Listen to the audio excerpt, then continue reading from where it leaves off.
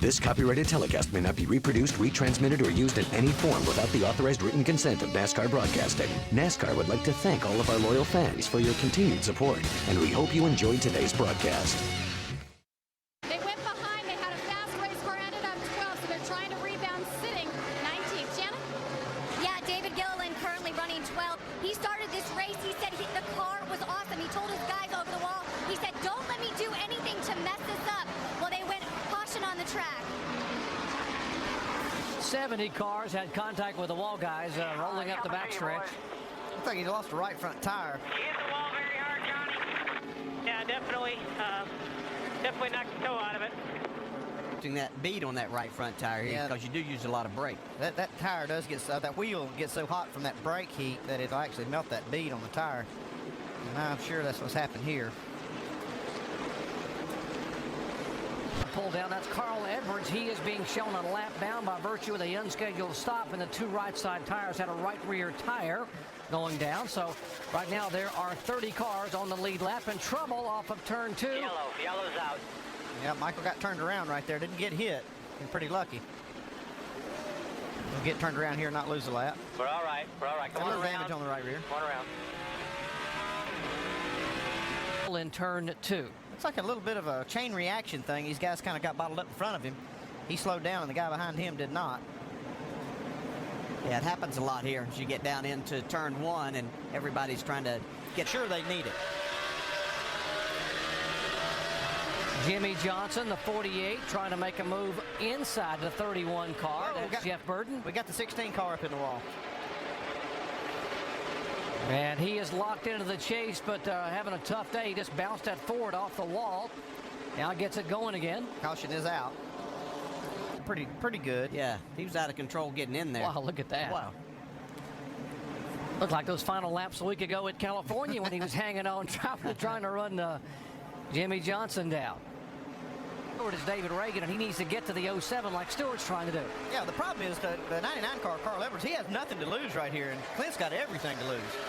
And I'm sure Carl's aware of that. He's not going to do anything, even though he'd like to get that lap back or get in position to make that happen. Whoa, we see Reagan David slips- Reagan. Oh, no. Matt Slips up Kenseth. Wow. He gets contacted by the 17 car of Kenseth. That was us there, guys. Got loose in. Kenseth slid into the left front. Didn't hit anything else. Caution again now for the 5th time, and the guy we're talking about trying to get in the chase, David Reagan, They're going down or something. I'll bring it to you. is the one that brought it out. Not only him, but Matt Kenseth is not locked into this thing by any stretch of the imagination. He's got a lot of damage, too. On the track is way down. We see David Reagan just get loose. Matt Kenseth was running that high line. Got into him. A lot of damage for both of those Rouse cars. Trouble here at Richmond, the 42 car. Spun out, boys. Juan Pablo Montoya, the 19 car, Elliott Sadler also having spun around. And a little damage on the right front there with Elliott and his Dodge. Yeah, that's a huge break for David Reagan. He had just gone down a lap, and he'll get the free pass with this caution. Just Elliott Sadler. This guy's racing 3 wide down in the corner, which we've seen a lot, but looks like Montoya got in the wall before they got there. Yeah, that was a little strange. I didn't see a tire down, but that's what it looked like may have happened.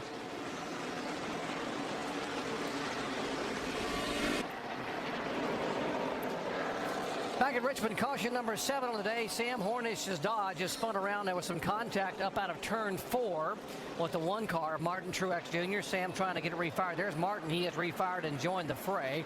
But we are under a yellow once again. Here's what happened. Yeah, it looked like Martin Truex got down in here and he tried to get back to the gas roll. You can see him right behind the 78. Gets a little bit loose starting there, but it looked like he tried to turn the car down. Got a little bit loose, and then the 77, I believe, made just a little bit of contact. And both of them go around here. It's like the 77 of Sam Hornish got the worst of this. Martin Truex just spun his around and kept going. Tell you who got the best of it was as you watch this spin here on the 1 in the 70s. It's really impressive. He's able to hang this time.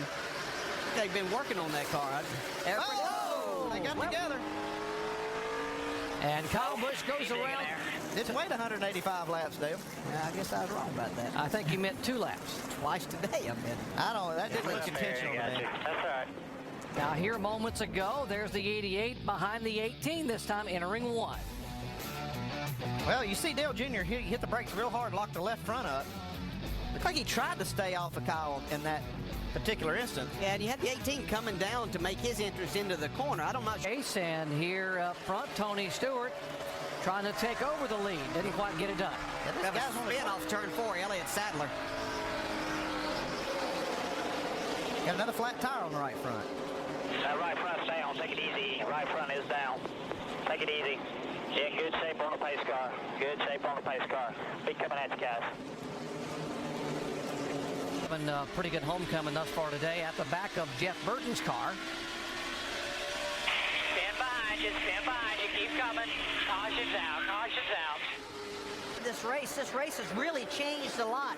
This track is a lot blacker, much blacker. Spin off the corner, Kyle Busch. It is the 18 of Kyle Busch, Rusty, who was being shown a lap down. When he had the restart, he blended back in and lost a lap. We've seen him do some of these, but they're usually after the race when he wins doing these big burnouts. We couldn't even see the car over there.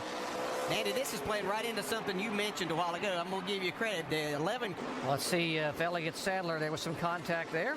Yeah, a little bit of contact. Look at this. He does a great job to keep it off the wall. Yeah, these guys are hitting pit road here.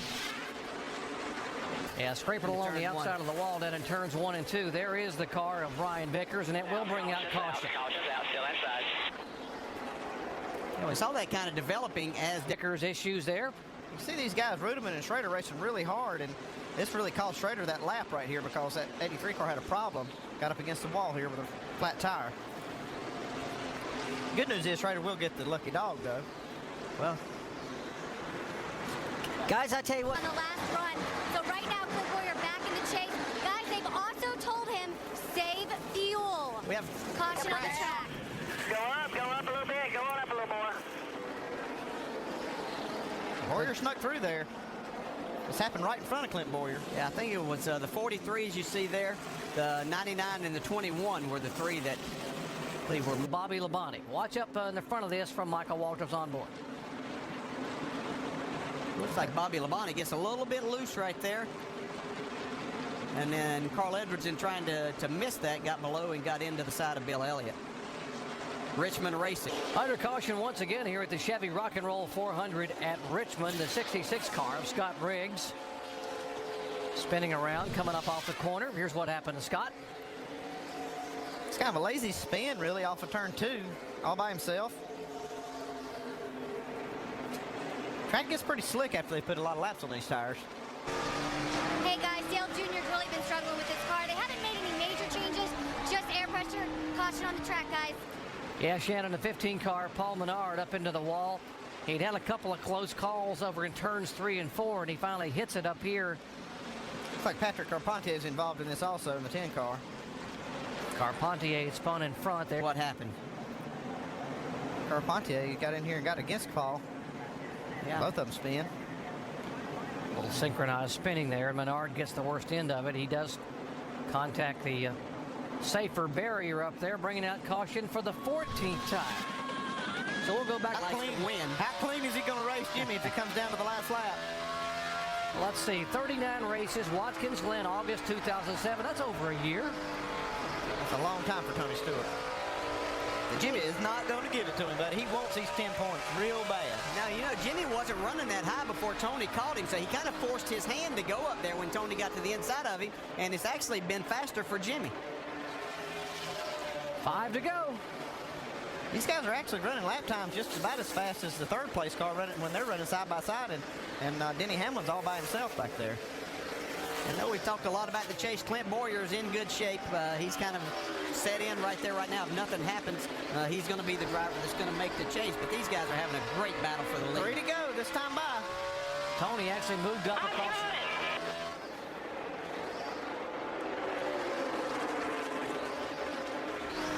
Tony had moved all the way up across the racetrack into the upper groove that time coming out of forward. It didn't gain him anything. If anything, he lost a few car lengths.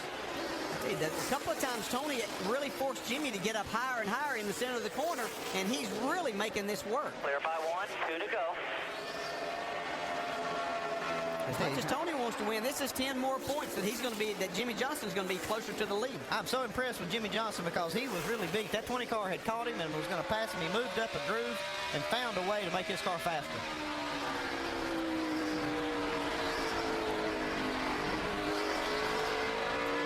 White flag this time. Clear by 1. Jimmy Johnson has won twice and had 4 top 10 finishes in the last 6 races. Talk about momentum and how important it is heading into the chase. He dominates at California a week ago. He won both events at Richmond in 2007, was disappointed about what happened here in May. But on a Sunday afternoon in September, Jimmy Johnson comes down and wins it at Richmond. Wow, what a race. Great race. Denny Hamlin third, Dale Jr. fourth. Right, 4. See Clint Boyer battling to the line here. Okay, you can breathe now, Clint. You're in the chase. That's right, yeah. Great job. Boyer will finish 12th, Edwards 13th, and that will put Boyer as the final car in the chase by 69 points over Casey Kane, who finished 13th in points. And Thank you, boys. You see Jimmy turning. He's turning his brake bias right now all the way to the front so he can do a big burnout right here for everybody. He's got pretty good at that. Yeah.